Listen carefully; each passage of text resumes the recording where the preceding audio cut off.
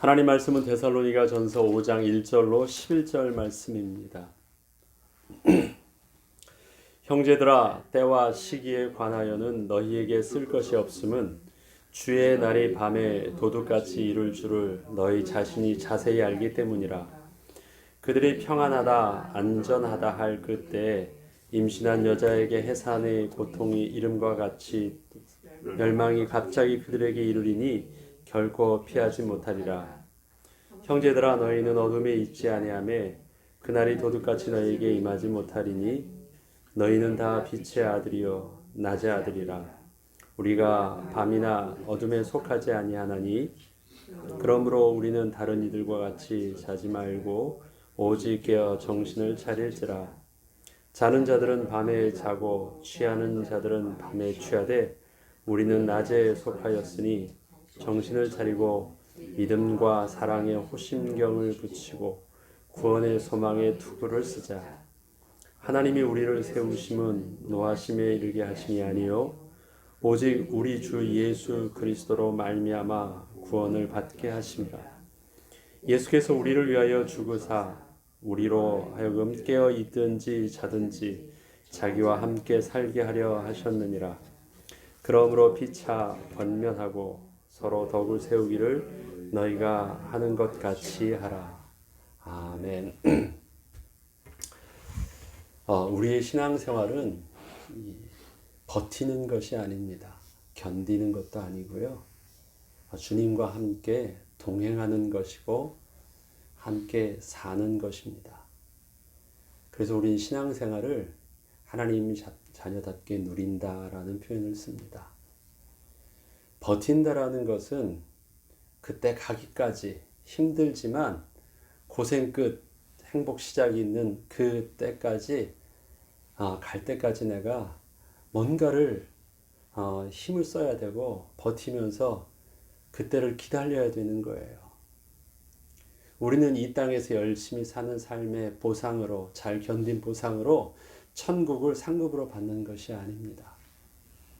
우리의 신앙생활은 나중에 올 어떤 상급을 위해서 지금 몸부림치고 열심으로 최선을 다하고 착한 일을 하고 선을 베풀고 이런 것이 아닙니다.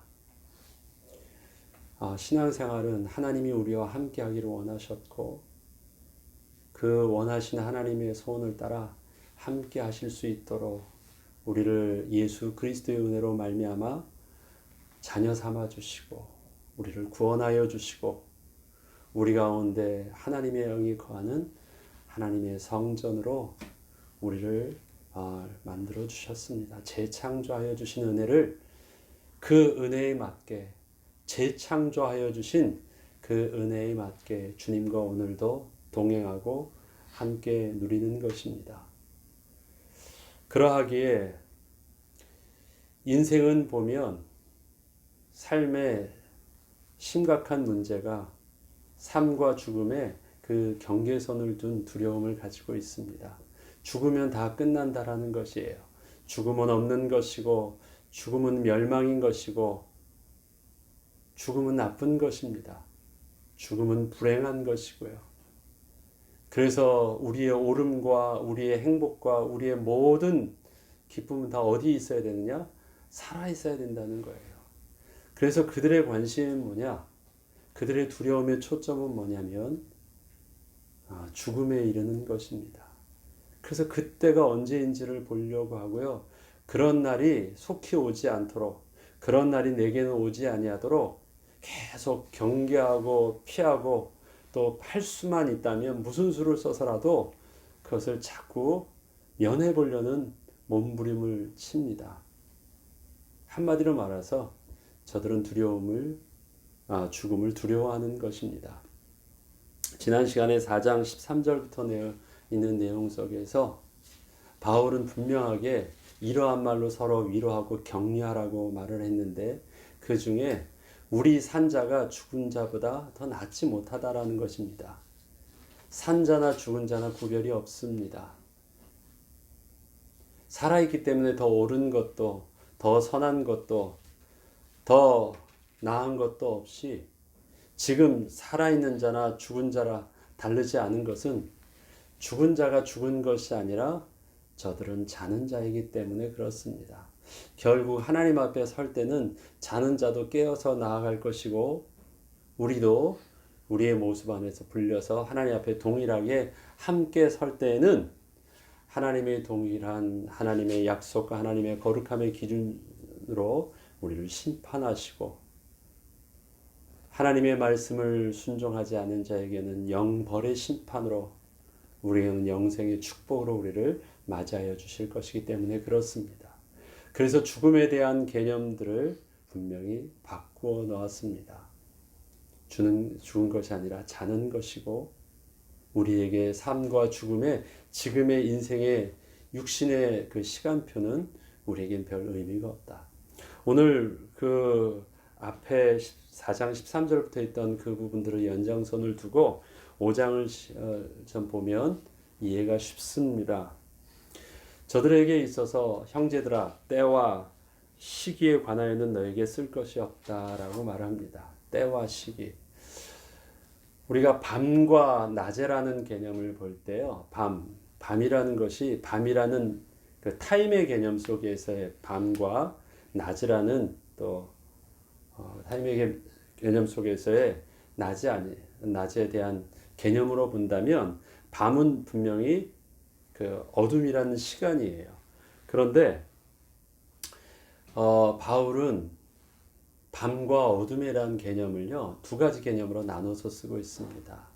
밤과 낮의 개념을. 하나는 뭐냐면 시간의 개념으로서 밤이라는 시간과 낮이라는 시간이에요. 사람들은 이 시간의 개념 속에서 낮에는 일하고 밤에는 쉬겠죠. 그거는 분명히 시간의 차이에 따라서 사람은 그렇게 한다라는 것입니다. 밤과 낮이라는 개념이.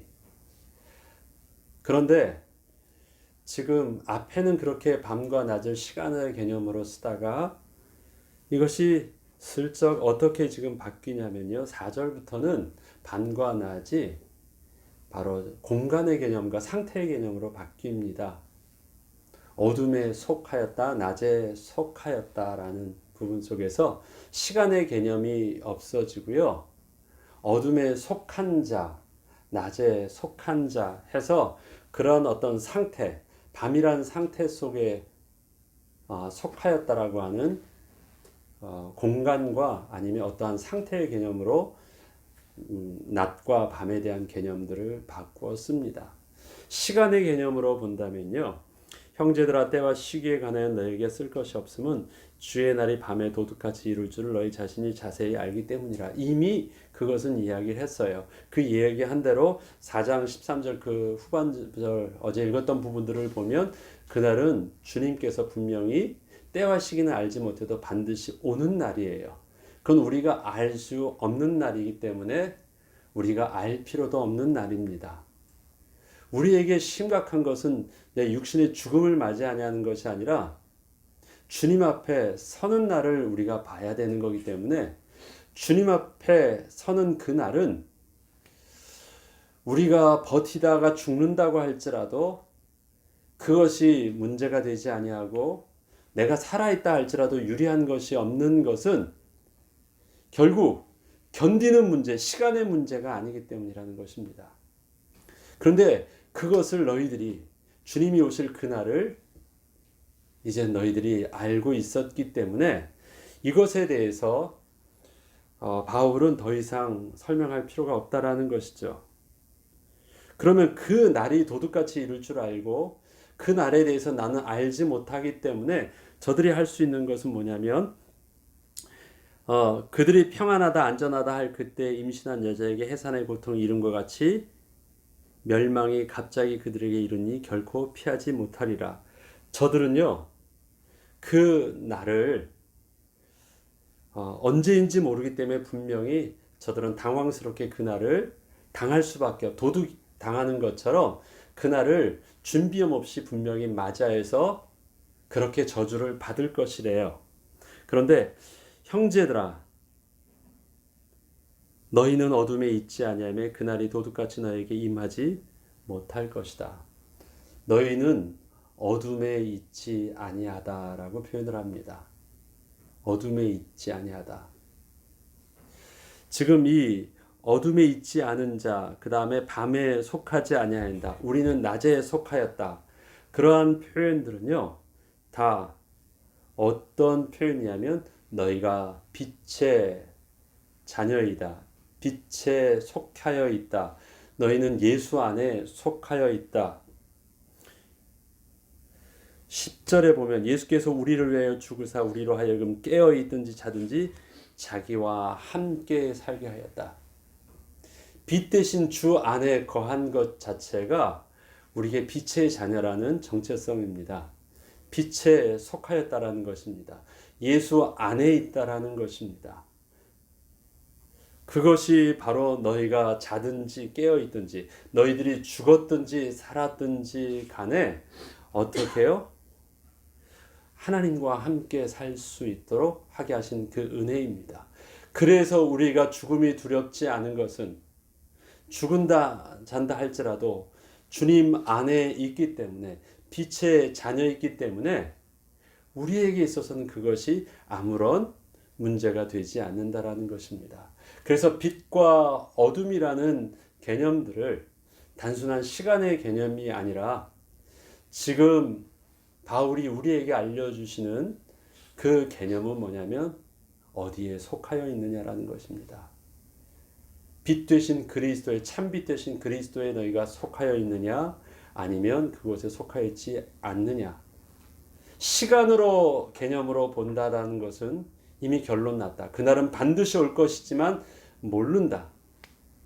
저들은 그 시간들을 모르기 때문에 그 어둠에 있을 때 어둠에 있어서 저들은 어둠은 자는 것인데 빛 되신 그리스도의 안에 생명 되신 그리스도 안에 속하지 않은 자들의 어둠은 자는 것이 아니라 영적으로 죽은 상태예요. 그러기 때문에 어둠에 속한 자들은 그날이 도적같이 이룰 때 깨어서 그것을 보지 못하고 맞이하지 못해요. 주님이 그날에 오실 때 부르실 때 주님을 맞이하러 나아가지 못해요. 그들은 어둠에 속했기 때문에 어둠은 피곤한 것이고 어둠은 자는 것이고 어둠은 아무것도 할 수 없는 것이에요. 어둠은 죽은 것이거든요. 근데 우리가 빛의 아래에 있다라는 것은요, 살아있는 것이고 볼 수 있는 것이고 능히 깨어서 하나님의 부르심에 응답할 수 있는 것이에요. 이 땅에서 빛의 자녀처럼 산다라는 것은 그럼 우리는 쉼 없이 늘 긴장된 상태에서 매일 예배만 드리고 매일 성경 말씀만 읽고 매일 뭐 하는 기도만 하고 하는 그런 긴장감을 놓치지 말라는 것이냐? 아닙니다. 우리는 뭔가를 영적인 긴장감을 놓치지 않는다고 할 때 그것은 어떻게 해서든 주님이 오실 때까지 뭐 버티는 것이 아닙니다.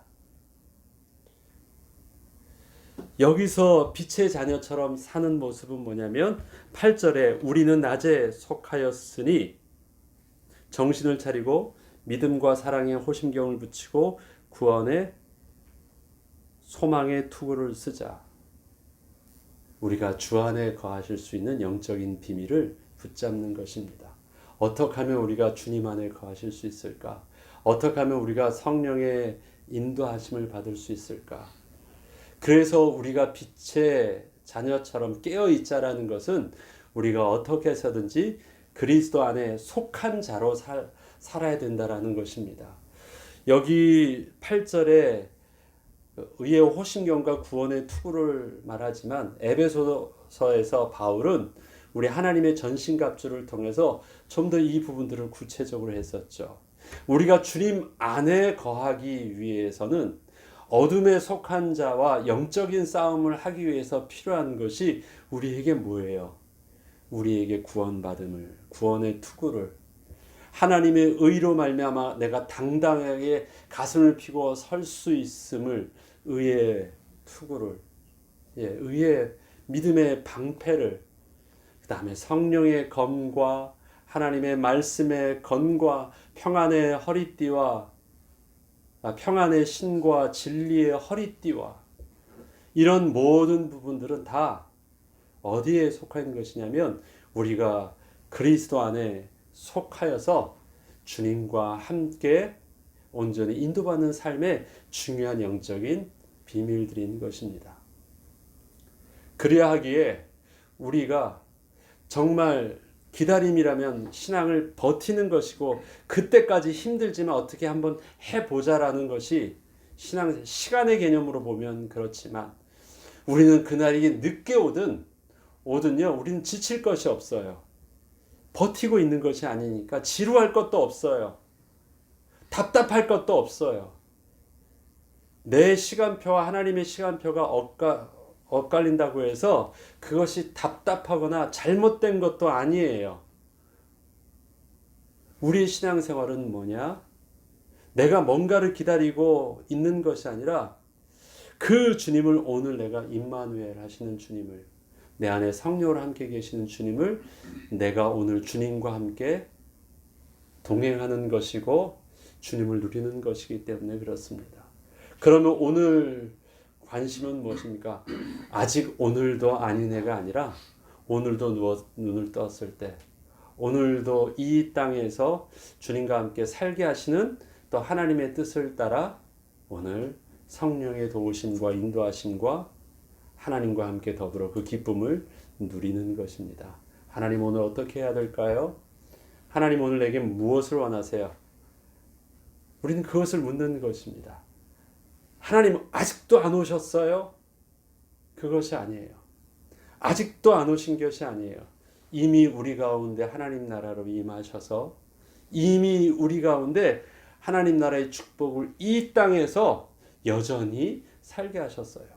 하나님 나라는 이미 우리 안에 하나님께서 우리 안에 거하셔서 통치하심으로 이 땅에 하나님 나라는 이미 시작되었잖아요.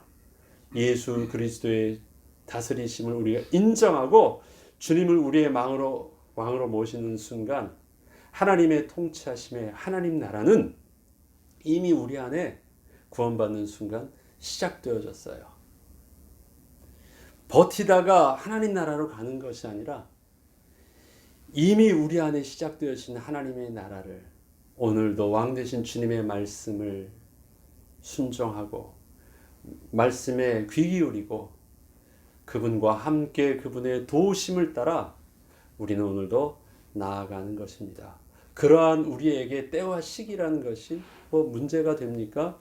일찍 온다고 해서 당황스럽고 늦게 온다고 해서 답답하고 그러면 안 되는 것입니까? 이건 우리에게 개념이 아니에요. 여전히 우리는 뭐만 있으면 돼요. 하나님 나라에 속한 백성답게 우리의 영적인 신분과 상태와 정체성들을 잃지 아니하도록. 왜요? 저 어둠에 속한 사단은 저 마귀는 우리를 자꾸 그 속에서부터 벗어나게 하려고 하니까 우리의 영적 싸움은 다른 데 있지 않습니다. 빛의 자녀답게 하나님께서 우리에게 주시는 안식의 기쁨을 쉴 수도 있습니다. 또 하나님의 은혜답게 또 우리의 수고하신 일들을 또 최선을 다해서 하기도 합니다. 우리에게는 영적인 긴장감은 하나님과 함께 하려고 하는 거룩의 긴장감이지 하루하루 언제 오실지 모르는 그날을 기다리면서 오는 그 버티는 긴장감하고 근본적으로 다른 것입니다. 우리는 신앙생활에 그래서 지치지 않아요. 우리는 오늘도 여전히 영적인 여유와 평안함과 안정감을 가지고 살 수 있습니다.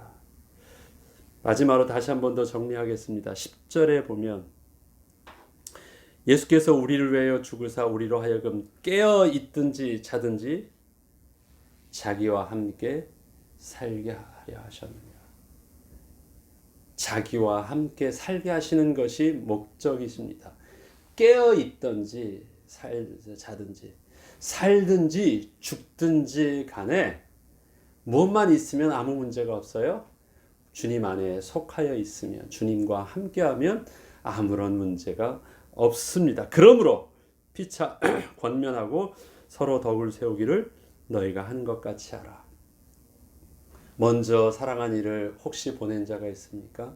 괜찮다라고 하고 다시 이 땅에서 삶을 안정감 있게 살 수 있도록 권면하고 덕을 세우고 더 필요한 부분이 있으면 도와주고 예. 그 일들을 그동안 너희가 그렇게 해왔던 이 일들처럼 그 영적인 페이스를 놓치지 말고 계속해서 그렇게 하라라고 말씀하십니다. 하나님께서 오늘도 우리에게 눈을 뜨게 하실 때요. 세상을 보게 하셨어요. 언젠가는 우리가 눈을 뜰 때, 자고 눈을 뜰 때 주의 형상을 보며 우리가 그날을 기쁨으로 맞이할 날이 있을 것입니다. 그런데 이 새벽에 오늘 어제 자게 하셨고 우리가 깼는데요. 오늘은 하나님이 또 이 땅에 살게 하셨어요. 그럼 이 땅에서 뭐 하면 돼요? 주님께서 우리에게 입혀주시는 빛의 자녀의 옷을 입고 또 우리의 의로움을 하나님이 주시는 그 의로움에 당당하게 자신감 있게 또 나아가는 것입니다. 나아가는 그 길에 평안의 복음의 신을 신고 나아가는 것입니다. 또 우리에게 맡겨주신 영적 싸움을 주님의 성령의 말씀의 검을 가지고 나아가서 싸우는 것입니다.